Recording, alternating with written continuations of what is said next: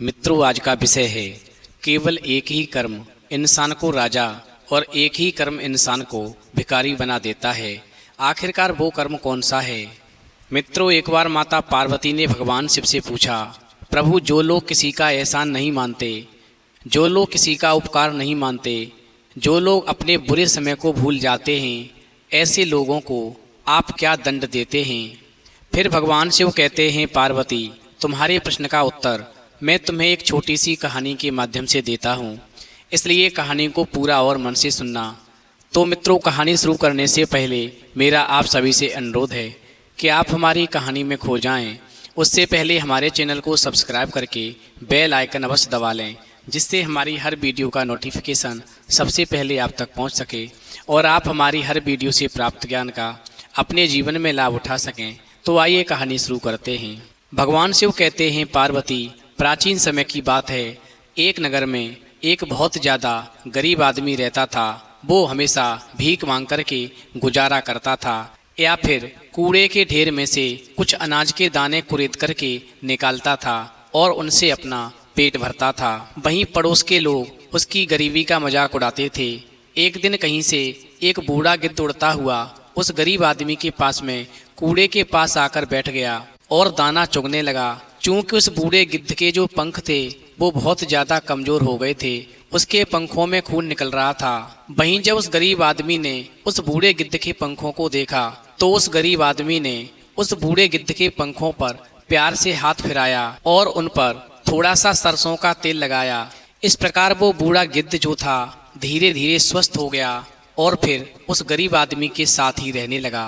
भगवान शिव कहते हैं, पार्वती, एक बार बूढ़े गिद्ध ने मन में सोचा कि मेरा मालिक बहुत ज़्यादा गरीब है, कूड़े में से बाजरे के दाने निकाल करके अपना पेट भरता है। इधर मैं भी कुछ दिनों के बाद में बूढ़ा हो जाऊंगा, लगभग मैं भी बुढ़ापे की तरफ बढ़ रहा हूँ। आखिर मेरा पेट मेरा मालिक नहीं भर सकता है, मुझे मेरे मन का खाना यहाँ पर नहीं मिल पाता है। मेरा मालिक अपना ही पेट बहुत ही मुश्किल से भर पाता है, इसलिए मुझे जंगल में जाकर के कुछ दाने ढूंढकर लाने चाहिए जो मेरे भी काम आएंगे और मेरे मालिक के भी काम आएंगे। क्योंकि मालिक ने मेरे जख्मी पंखों को सही किया है, मुझे उनके एहसान का बदला चुकाना चाहिए।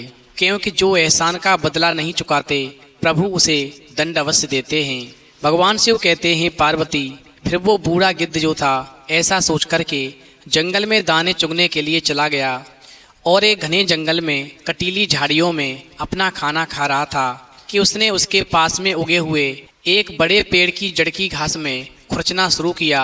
इत्तेफाक से वहां पर उस बूढ़े गिद्ध को एक बड़ा सा चमकीला हीरा मिल गया और फिर हीरा देख करके बूढ़ा गिद्ध सोचने लगा, अरे ये तो बहुत बड़ा खजाना है, इससे तो एक पूरा राज्य खरीदा जा सकता है, इसलिए ये हीरा मैं अपने मालिक को दे दूंगा, जिससे उसकी गरीबी हमेशा के लिए दूर हो जाएगी। वहीं बूढ़े गिद्ध ने आगे और सोचा कि अगर मैं इस हीरे को ले जाकर अपने मालिक को दे दूंगा तो हो सकता है लोग मेरे मालिक को मार देंगे, क्योंकि वो उससे पूछेंगे कि इतने गरीब आदमी के पास में इतना कीमती हीरा कहाँ से आया। इसका मतलब तू एक चोर है, तूने ये हीरा कहीं से चुराया है। और अगर वो ये जवाब देगा कि मुझे पड़ा हुआ मिला तो भी उसका कोई विश्वास नहीं करेगा और इसलिए मैं अपने मालिक को किसी तरह की मुश्किल में नहीं डालना चाहता। मुझे मालूम है कि अब मुझे क्या करना चाहिए, इसलिए मैं किसी ऐसे बड़े आदमी को ढूंढता हूँ जो इसको ठीक से इस्तेमाल कर सके। वहीं उस बूढ़े गिद्ध ने वो हीरा लेकर के एक पत्ते में लपेटा और अपने मुंह में दबाया और जंगल में उड़ गया और उड़ता ही गया। पर उस दिन उसको कोई शहरी नजर नहीं आया, इसलिए उस दिन वो बूढ़ा गिद्ध जो था जंगल में ही सो गया। वहीं सुबह उठ करके वो फिर से अपने रास्ते चल दिया और उड़ता गया। पर दूसरे दिन भी पहले दिन की तरह ही गुजर गया। वहीं तीसरे दिन वो फिर सुबह से शाम तक सफ़र करने लगा। वहीं शाम को जाकर के उस बूढ़े गिद्ध को कहीं थोड़े से घर दिखाई दिए, फिर धीरे धीरे ज़्यादा होते गए और घने होते गए। इस प्रकार बूढ़े गिद्ध को लगा कि वो किसी शहर में पहुंच गया है और फिर वो चलते चलते सुल्तान के महल में पहुंचा तो सुल्तान अपने महल के दरवाजे के पास ही बैठा हुआ था। वहीं बूढ़ा गिद्ध जो था महल के दरवाजे से कुछ दूरी पर ही जाकर रुक गया और उसने वो हीरा नीचे डाल दिया और खुद भी हाँफता हुआ उसके पास ही लेट गया और फिर बूढ़ा गिद्ध चिल्लाया, क्या इस महल में कोई है? इस प्रकार सुल्तान ने कहा, ठीक है, उस बूढ़े गिद्ध को अंदर आने दो। वहीं सुल्तान के 3 नौकर उस बूढ़े गिद्ध को बुलाने के लिए दौड़ पड़े और बूढ़े गिद्ध से बोले, चलो सुल्तान ने तुमको अंदर बुलाया है। इस प्रकार बूढ़ा गिद्ध जो था अपने मुंह में हीरा दबाए अंदर गया और उसने वो हीरा सुल्तान के पैरों में रख दिया और बोला, प्रणाम मेरे हजूर। वहीं सुल्तान बोला, प्रणाम पक्षी राज, ईश्वर तुम्हारा भला करे। फिर सुल्तान ने अपने नौकरों को एक कालीन और एक बड़ा तकिया लाने के लिए कहा और बूढ़े गिद्ध ने मना किया और कहा कि वो वहीं ठीक है जहाँ पर बैठा है, उसके लिए कालीन बिछाने की कोई जरूरत नहीं है। मगर सुल्तान के विशेष आग्रह पर उस बूढ़े पक्षी को उस कालीन के ऊपर बैठना ही पड़ा। इस प्रकार उस कालीन पर बैठा हुआ वो बूढ़ा गिद्ध एक खास इज्जतदार मेहमान लग रहा था। इस प्रकार जब सब कुछ हो चुका तब सुल्तान ने बूढ़े गिद्ध से कहा, हे पक्षी राज, अब बताओ तुम्हें क्या कहना है, तुम मेरे पास क्यों आए हो? वहीं बूढ़ा गिद्ध कहने लगा, हे सुल्तान महाराज, मुझे मालूम नहीं है कि आप इस खबर को कैसे समझेंगे, पर सच तो ये है कि मैं आपको बेइज्जत करने के लिए भेजा गया हूँ। मैं आपसे लड़ने के लिए भेजा गया हूँ। मैं आपके पास में शादी का पैगाम लेकर आया हूँ, यानी मैं आपकी बेटी का रिश्ता लेकर आया हूँ। वहीं बूढ़े गिद्ध की बात को सुनकर के सुल्तान कहने लगा, अरे हे पक्षी राज, तुम पक्षी होते हुए भी बहुत अच्छा बोलना जानते हो। इस प्रकार वो बूढ़ा गिद्ध कहने लगा, अरे सुल्तान, मुझे मेरे मालिक ने भेजा है और मेरा मालिक एक सेठ है जो बहुत बड़े पैसे वाला है, जो आपकी बेटी से शादी करना चाहता है और आपके पास में उन्होंने एक छोटी सी भेंट भेजी है। और ऐसा कहकर के बूढ़े गिद्ध ने पत्ते में लपेटा हुआ हीरा उस सुल्तान की गोद में डाल दिया। वहीं सुल्तान ने जैसे ही पत्ता खोला तो उसमें एक बहुत बड़ा सा चमकदार हीरा देखा तो सुल्तान जो था एकदम से आश्चर्यचकित रह गया और बोला, अरे तुम्हारे मालिक तो बहुत बड़े पैसे वाले हैं, क्योंकि वो इतने कीमती हीरे को भी एक छोटी सी भेंट कहते हैं। जब इस कीमती हीरे को वो छोटी सी भेंट बताते हैं तो उनके लिए बड़ी भेंट क्या होती होगी। मैं अपनी बेटी की शादी तुम्हारे मालिक के साथ करने के लिए तैयार हूँ। उनसे कह देना कि मुझे कुछ भी नहीं चाहिए, वो केवल आकर शादी कर लें। मुझे उनसे और कोई भी चीज़ नहीं चाहिए, वो खाली हाथ भी मेरी बेटी से शादी करने आ सकते हैं। और अगर उनके पास में ऐसी छोटी छोटी भेंटें और भी हैं तो भी वो उनको अपने घर पर छोड़कर आ सकते हैं। यही मेरा जवाब है। मुझे उम्मीद है कि तुम अपने मालिक को ये सारी बातें साफ साफ कह दोगे। वहीं बूढ़े गिद्ध ने सुल्तान को भरोसा दिलाया कि वो उसकी बात अपने मालिक से ठीक से कह देगा। फिर वो बोला, ठीक है, अब मैं सीधा अपने मालिक के पास जाता हूँ और 11 दिन के अंदर हम वापस लौट कर आते हैं। वहीं दोनों ने एक दूसरे को प्रणाम किया और बूढ़ा गिद्ध जो था वहां से वापस चला गया। उधर एक शाम जब वो गरीब आदमी यानी भिखारी सोने को जा रहा था तो वो बूढ़ा गिद्ध घर में घुसा। फिर तो अपने प्यारे गिद्ध को देख करके वो भिखारी अपने बिस्तर से कूद पड़ा और अपने बूढ़े गिद्ध को गले लगा लिया और फिर गले लगा करके वो काफी देर तक रोता रहा। उधर जब बूढ़े गिद्ध ने देखा कि मालिक का अब काफी रोना हो गया तो गिद्ध कहने लगा, अरे मालिक, अब आप यहाँ चुपचाप बैठिए। आज मैं आपके लिए एक बहुत ही अच्छी खबर लेकर आया हूँ। अब आप मेरी खुशखबरी सुनने के लिए जरा संभल जाइए और फिर मैं जैसा कहता हूँ वैसा ही कीजिए।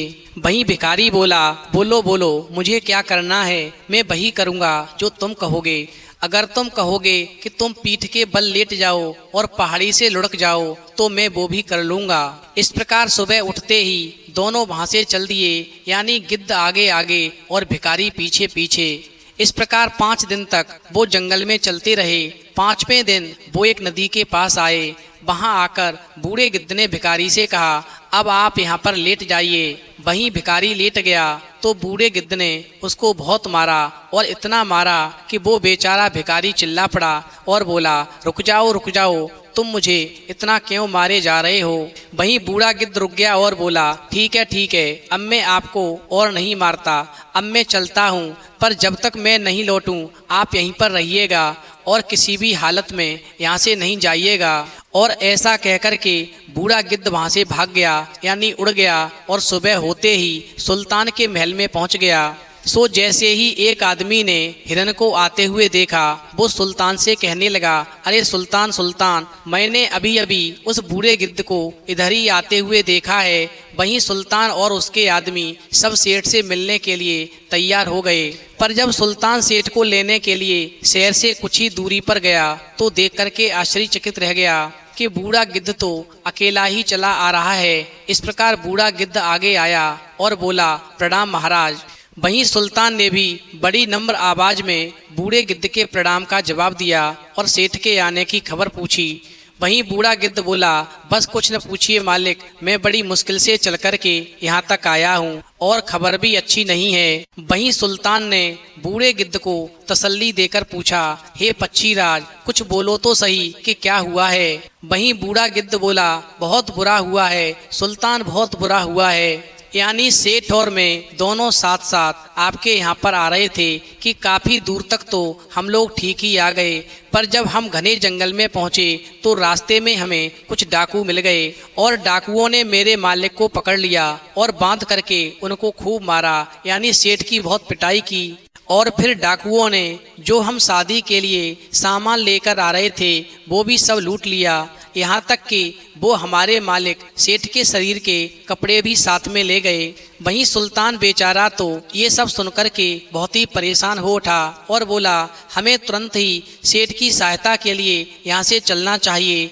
और ऐसा कहकर के सुल्तान तुरंत ही घर की तरफ वापस आया और वहां आकर उसने अपने एक आदमी को उसके अस्तबल का सबसे अच्छा घोड़ा तैयार करने और उस पर सबसे अच्छी जीन कसने के लिए कहा और एक दासी को अपने कमरे में से पहनने के कपड़ों का एक थैला लाने के लिए कहा।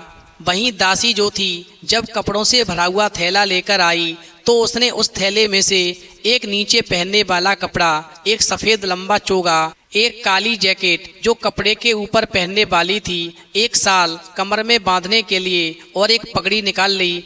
साथ ही उसने सोने की मूठ की एक तलवार, सोने का बारीक काम की गई एक छोटी सी कटार और एक बहुत ही बढ़िया छड़ी भी साथ में ले ली। और फिर सुल्तान उस बूढ़े गिद्ध से बोला, मेरे कुछ सिपाही साथ में ले लो, ये सब चीज़ें तुम्हारे सेठ को ले जाकर दे देंगे ताकि वो ठीक से तैयार होकर के मेरे पास आ सकें और मेरी बेटी से शादी कर सकें। वहीं बूढ़ा गिद्ध बोला, अरे महाराज, क्या मैं ये सिपाही अपने सेठ के सामने ले जाकर उनको शर्मिंदा करूंगा? नहीं नहीं सुल्तान, वो वहाँ पर लुटे हुए हैं और पिटे हुए पड़े हैं, ऐसी हालत में तो मैं उनको किसी को देखने भी नहीं दूंगा और ये सब सामान तो मैं उनके लिए खुद ही लेकर जाऊंगा।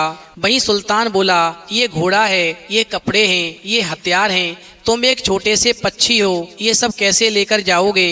वहीं बूढ़ा गिद्ध बोला, आप ये सारा सामान अपने इस घोड़े की पीठ पर लाद दीजिए और घोड़े की लगाम का एक सिरा उसकी गर्दन में बांध दीजिए और दूसरा सिरा मेरे मुंह में दे दीजिए, बस मैं ये सब सामान लेकर जाऊंगा। भगवान शिव कहते हैं पार्वती। इस प्रकार सुल्तान ने ऐसा ही किया और सबके सब वहाँ पर देखते ही रह गए और वो बूढ़ा गिद्ध जो था सामान लेकर के वहाँ से चला गया।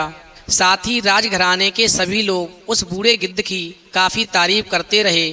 उधर बूढ़ा गिद्ध जो था अपने मालिक भिखारी के पास आया तो उसने अपने मालिक को वहीं नदी के पास लेटा पाया। फिर ऐसा देख कर के बूढ़ा गिद्ध बहुत ही खुश हुआ और आगे बोला, देखिए मालिक, मैंने आपको जिस मीठे खाने का वादा किया था वो मैं साथ लेकर आया हूँ। अब आप उठ जाएं और नदी में नहा धो करके अच्छे कपड़े पहनकर तैयार हो जाएं। वहीं जल्दी ही भिखारी ने ठीक से नहा लिया और उसने अपने दांत भी ठीक से साफ कर लिए। वहीं नहाने के बाद तो उसकी शक्ल ही बदल गई। फिर बूढ़े गिद्ध ने अपने मालिक भिखारी को उसको वो कपड़े पहनने को कहा जो सुल्तान ने उसको दिए थे। वहीं बूढ़ा गिद्ध आगे बोला कि सूरज डूबने वाला है और हमको इससे पहले ही यहाँ से चल देना चाहिए। उधर फिर भिखारी ने जल्दी से सुल्तान के भेजे हुए कपड़े पहने, उसके भेजे हुए घोड़े पर सवार हुआ और चल दिया। वहीं बूढ़ा गिद्ध जो था आगे आगे और भिखारी घोड़े पर पीछे पीछे चलने लगा। वहीं कुछ दूर जाने पर वो बूढ़ा गिद्ध रुक गया और भिखारी से बोला, जो कोई भी आपको यहाँ पर देखेगा उसको ये पता नहीं होगा कि आप वही आदमी हैं जो कूड़े के ढेर में से बाजरे के दाने बीनकर पेट भरते हैं और अगर वो आपके शहर जाकर भी आपके बारे में पूछताछ करेंगे तो भी वो आपको पहचान नहीं पाएंगे, क्योंकि आज आपका चेहरा और दांत बहुत ज़्यादा साफ हैं, यानी आपकी शक्ल तो पूरी तरह से बदल गई है, बहुत ही सुंदर लग रहे हो। केवल इतना ध्यान रखना, यानी एक बात के लिए सावधान रहिएगा, क्योंकि हम जहाँ पर जा रहे हैं मैंने वहाँ के सुल्तान की बेटी से आपकी शादी पक्की कर दी है और जो भी भेंट देनी होती है वो मैंने दे दी है। आप वहाँ पर बस चुप रहिएगा, क्योंकि सुल्तान को ये मालूम है कि आप एक बहुत बड़े सेठ हैं, इसीलिए वो आपके साथ में अपनी बेटी की शादी कर रहा है। आप कैसे हैं और क्या खबर है के सिवाय और कुछ मत कहिएगा, आपकी तरफ से मैं ही बात करता रहूँगा। और ऐसा कहकर के बूढ़ा गिद्ध जो था उस भिखारी के साथ में आगे बढ़ गया। उधर थोड़ी ही दूर चलने के बाद में उनको सुल्तान के सिपाही दिखाई देने लगे। उनमें से 14 सिपाही उनके साथ चल दिए और फिर कुछ और आगे जाने पर उनको राजघराने के और भी लोग दिखाई देने लगे, यानी वो सब उनसे मिलने के लिए वहाँ पर आए हुए थे।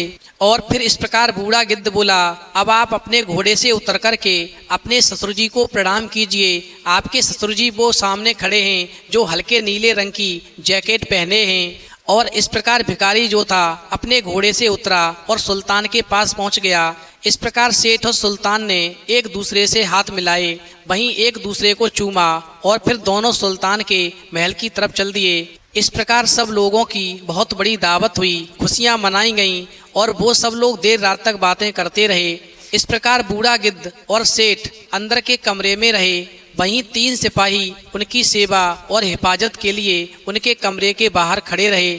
भगवान शिव कहते हैं पार्वती, वहीं सुबह होने पर बूढ़ा गिद्ध सुल्तान के पास गया और बोला, अब हम लोग उस काम को भी कर लें जिसके लिए यहाँ पर आए हैं, यानी आपकी बेटी की शादी सेठ से कर दी जाए। यानी जितनी जल्दी आप शादी कर देंगे हमारे सेठ मालिक को उतना ही अच्छा लगेगा।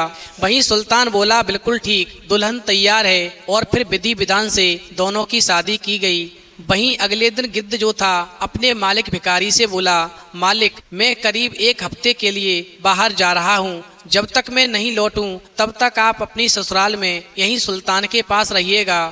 और ऐसा कहकर के बूढ़ा गिद्ध जो था सुल्तान के पास गया और बोला, अरे हजूर ये सब तो हो गया, अब मुझे मेरे सेठ ने हुक्म दिया है कि मैं उनके घर जाऊं और उसे ठीक करके आऊं, ठीक से सजा करके आऊं, क्योंकि दुल्हन घर में तभी जाएगी जब घर सज करके ठीक से तैयार हो जाएगा। और इस प्रकार उन्होंने मुझे 1 हफ्ते के अंदर वापस आने के लिए कहा है, और जब तक मैं लौट के वापस ना आऊं तब तक मेरे मालिक सेठ आपके घर पर ही रहेंगे। वहीं सुल्तान ने पूछा, यदि तुमको कुछ सिपाहियों की आवश्यकता हो तो सहायता के लिए लेकर जा सकते हो।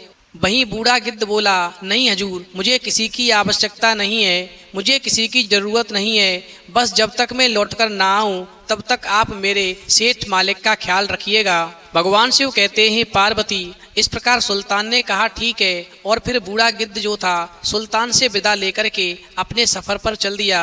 इस प्रकार वो बूढ़ा गिद्ध जो था सड़क पर चलते चलते आखिर में एक बहुत ही बड़े और सुंदर से मकान के सामने आकर के खड़ा हुआ और सोचने लगा, ऐसा मकान तो मैंने पहले कभी नहीं देखा है। ये मकान तो नीला फिरोजा और कीमती पत्थरों का बना हुआ है। वहीं उसने सोचा कि यही मकान उसके मालिक के लिए ठीक रहेगा, मैं देखूं तो सही आखिरकार इस मकान का मालिक कौन है। मुझे यहाँ पर तो पूरे शहर में कोई स्त्री या पुरुष दिखाई ही नहीं पड़ता, आखिरकार इसका कारण क्या है। और ऐसा सोच कर के बूढ़े गिद्ध ने उस राजमहल का दरवाजा खटखटाया। वहीं उसने फिर जोर से पुकारा तो तुरंत ही एक बुढ़िया अंदर से आकर के खड़ी हो गई और कहने लगी, कौन है जो इतनी जोर से चिल्ला रहा है।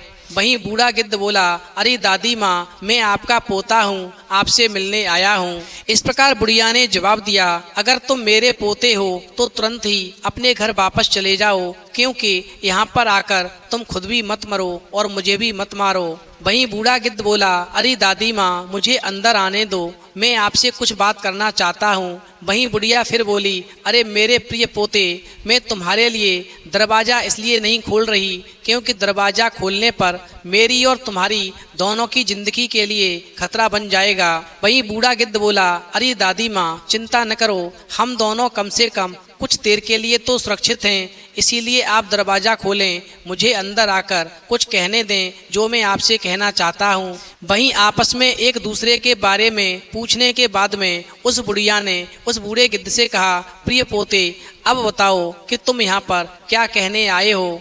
वहीं बूढ़ा गिद्ध बोला, अरे दादी माँ हमारे यहाँ तो सब ठीक हैं, आप अपने यहाँ के बारे में बताओ। तो बुढ़िया रोती हुई बोली, अरे बेटा यहाँ के हाल तो बहुत बुरे हैं, अगर तुम मरना चाहते हो तो यहाँ रह सकते हो, और मुझे तो ये लगता नहीं कि तुम आज मरना चाहते हो, इसलिए तुम यहाँ से जितनी जल्दी हो सके वापस चले जाओ। वहीं बूढ़ा गिद्ध बोला, अरे दादी माँ एक मक्खी के लिए शहद में मरना कोई बुरी बात नहीं है, और इससे शहद को भी कोई नुकसान नहीं पहुँचता। वहीं बुढ़िया बोली, तुम्हारे लिए ये सब ठीक हो सकता है बेटा, पर जब वो लोग नहीं बच सके जिनके पास में तलवार और ढाल थे, तो तुम जैसी छोटी चीज का क्या कहना। मैं तुमसे फिर से कहती हूँ कि तुम जहाँ से आए हो वहीं वापस चले जाओ।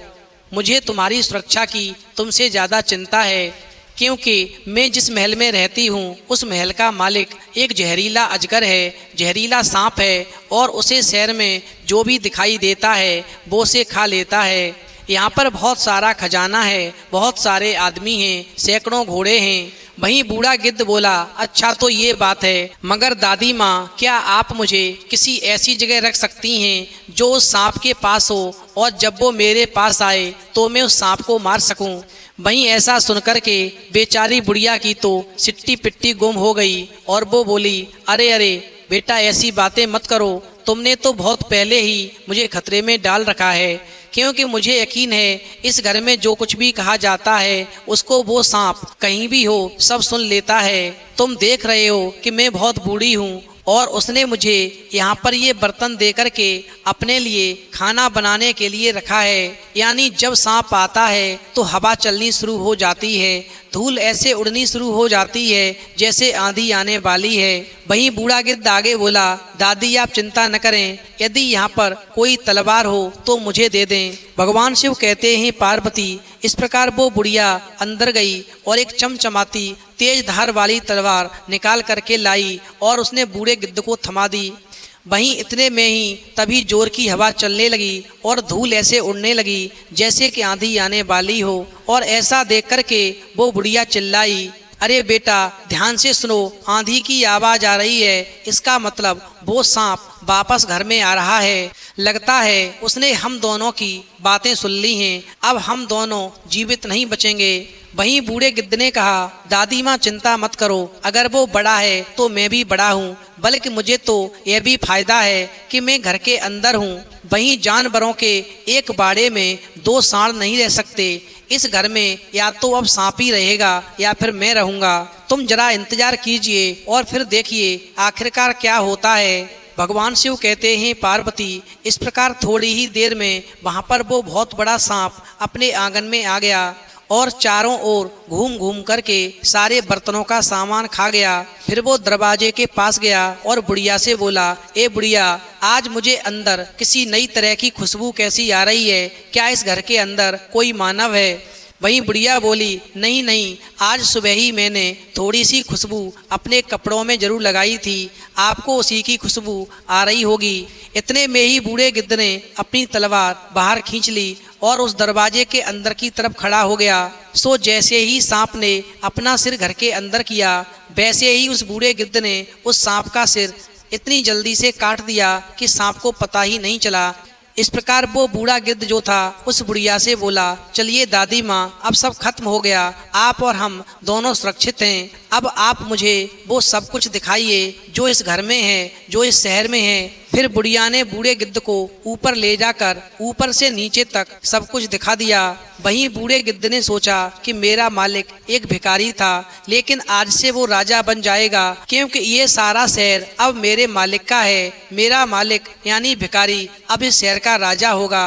और फिर उस बूढ़े गिद्ध ने बुढ़िया से आगे कहा, अरे दादी माँ, जब तक मैं अपने मालिक को लेकर यहाँ नहीं आता हूँ तब तक आप इस महल की देखभाल कीजिए। और फिर ऐसा कहकर के वो बूढ़ा गिद्ध जो था अपने मालिक भिखारी के पास पहुंचा जो सुल्तान के महल में रह रहा था, और उसने कहा, अब हमारे सेठ जी अपने महल वापस जाना चाहते हैं, उन्हें काफी समय ससुराल में रहते हुए हो गया। भगवान शिव कहते हैं, पार्वती, इस प्रकार वो बूढ़ा गिद्ध जो था उस भिखारी को लेकर के और उसकी पत्नी को लेकर के सुल्तान से आशीर्वाद विदा लेकर के सांप के राजमहल में आ जाता है और उस भिखारी से कहता है, अरे मालिक, अब तक आप भिखारी थे मगर आज से ये शहर आपका है। अब आप भिखारी नहीं बल्कि इस शहर के राजा हैं। भगवान शिव कहते हैं, पार्वती, इस प्रकार वो भिखारी जो था मात्र बूढ़े गिद्ध की सेवा करने से, उसके जख्म पर मरहम लगाने से मेरी कृपा का पात्र बना। क्योंकि जो गरीबों की सेवा करते हैं, जीवों पर दया करते हैं, ऐसे लोगों को मैं राजा बना देता हूँ। बूढ़े गिद्ध का तो मात्र एक बहाना था जो मेरे इशारों पर कार्य कर रहा था। इस प्रकार समय धीरे धीरे गुजरने लगा। वहीं एक दिन वो गिद्ध जो था बहुत ज्यादा बूढ़ा हो गया, यानी जवानी के दिन उसके पूरी तरह से समाप्त हो गए। अब तो वो एक स्थान से दूसरे स्थान तक हिल भी नहीं सकता था, उड़ने की बात तो दूर रही। और वहीं एक दिन अचानक से वो बूढ़ा गिद्ध जो था बहुत ज्यादा बीमार पड़ गया, उसके जिंदा रहने का भी भरोसा नहीं रहा। वहीं बूढ़े गिद्ध ने उस बुढ़िया से कहा कि मेरे मालिक से जाकर कह दो कि तुम्हारा वफादार गिद्ध बहुत बूढ़ा हो चुका है, बीमार पड़ा हुआ है, वो तुमसे मिलना चाहता है, उसे कुछ दवाइयों की जरूरत है। इस प्रकार जब बुढ़िया ने उस भिखारी राजा को सारी बात जाकर बताई और कहा कि गिद्ध बहुत बीमार है, वो मर जाएगा, उसका इलाज करवा दो, तो भिखारी राजा ने कहा, मैं यहाँ का राजा हूँ, मैं उसके पास चलकर जाऊँगा। वो 2 कौड़ी का पंछी है, मरता है तो मर जाने दो, मेरे पास में इतना समय नहीं है, यदि मर जाए तो उठा करके उसको कुएं में फेंक देना। भगवान शिव कहते हैं, पार्वती, वहीं उस भिखारी राजा की पत्नी बोली, अरे प्रीतम, आप कैसी बातें करते हैं, ये वही पक्षी था जो आपके लिए मेरे पिता से मेरा हाथ मांगने आया था। ये वही पक्षी है जो मुझे मेरे पिता के घर से यहाँ तक लेकर के आया था। ये वही पक्षी है जिसको मेरे पिता ने मुझको दिया था। वहीं इसी बूढ़े गिद्ध ने आपको हर अच्छी से अच्छी चीज दी। आप क्या थे? एक भिखारी थे। ये बात पहले यदि मेरे पिता को मालूम होती तो मेरी शादी कभी तुम्हारे साथ नहीं होती और तुम्हें सूली पर चढ़ा दिया गया होता। तुम्हारे पास में अपनी तो कोई चीज पहले से थी ही नहीं। ये जो कुछ भी धन माया है ये सब बूढ़े गिद्ध का ही दिया हुआ है। और जब वो बूढ़ा हो गया और बीमार पड़ा हुआ है तो आप कहते हैं कि उसे मर जाने दो, मर जाए तो कुएं में फेंक देना। जबकि आपकी सहायता करने के लिए बूढ़ा गिद्ध जो भी कर सकता था उसने तुम्हारे साथ में किया।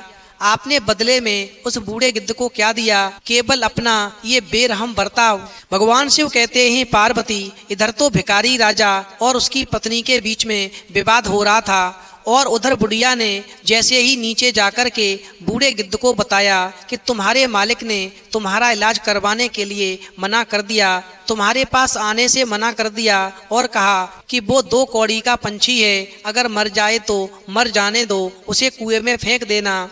इस प्रकार बूढ़ा गिद्ध अपने मालिक के बारे में सोचता है और कहता है, प्रभु, मुझे मेरे उपकार का बदला मेरे मालिक ने कैसा दिया। मैंने अपने मालिक के लिए क्या से क्या बना दिया और उसने मुझे केवल 2 कौड़ी में आंका। मैंने अपनी पूरी जवानी अपने मालिक के लिए निकाल दी और जब मुझ पर बुढ़ापा आया और मैं बीमार पड़ गया तो मेरा मालिक मेरे पास तक आने को तैयार नहीं है, बुढ़ापे में मेरा साथ देने के लिए तैयार नहीं है। प्रभु, ऐसे नीच मालिक को अब आप ही सबक सिखाना। और ऐसा कहकर के बूढ़ा गिद्ध जो था अपने प्राण त्याग देता है। और उधर फिर बुढ़िया ने जाकर के जब उस भिखारी राजा को बताया कि तुम्हारा वफादार बूढ़ा गिद्ध मर गया, तो स्वार्थी राजा ने अपने आदमियों को उसके शरीर को कुएं में फेंकने के लिए बोल दिया। वहीं उस भिखारी राजा के हुक्म से गिद्ध को एक कुएं में फेंक दिया गया। उसका अंतिम संस्कार तक अच्छे से नहीं किया गया।